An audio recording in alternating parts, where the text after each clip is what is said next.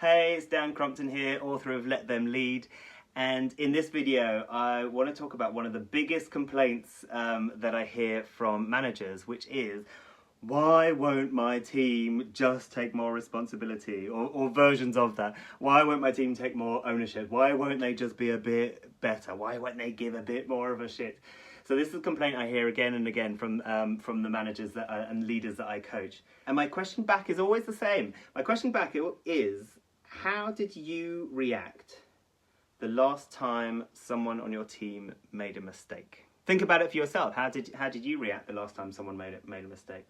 The reason I asked that question, the reason why there is a connection between how much ownership and how much responsibility you take and how you react when someone makes a mistake. The reason why, if you think about if someone screwed up, they might have lost a client, they might have cost money, they might have, they made a mistake, whatever it is.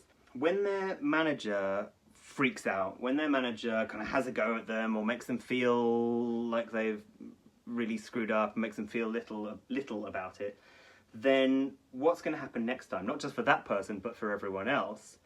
They are much less likely to speak up. They're much less likely to stick their hand up and say, oh shit, I've done something wrong. They're much less likely to own up to mistakes. They're more likely to hide things. Communication breaks down.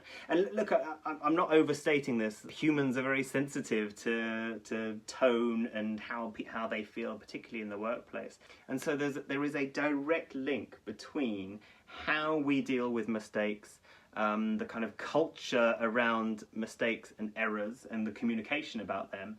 There's a direct link between that and then how much your team will take ownership, how much they'll take responsibility for the work they do, how much they'll take responsibility for learning, fixing things, or whether we're kind of hiding it and pretending nothing happened and hoping for the best. There's one brilliant tool that several of my clients have now implemented with their team to get around this.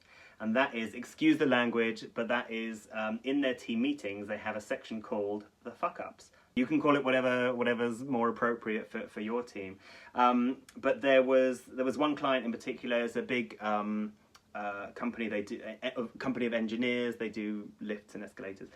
And so for their role, when things go wrong, it's really dangerous for the engineers, really dangerous then for the end users. So they implemented this thing called the F-ups in their. They had monthly team meetings with all the engineers coming together, and any one of the engineers was able, in that section of the team meeting, was able to stand up and say, hey, here are the things that have gone wrong over the last couple of weeks. So it might be, oh, I got to site and my tools weren't there, or I got to site and the client wasn't expecting me, or we double booked me for XYZ, or whatever it might be.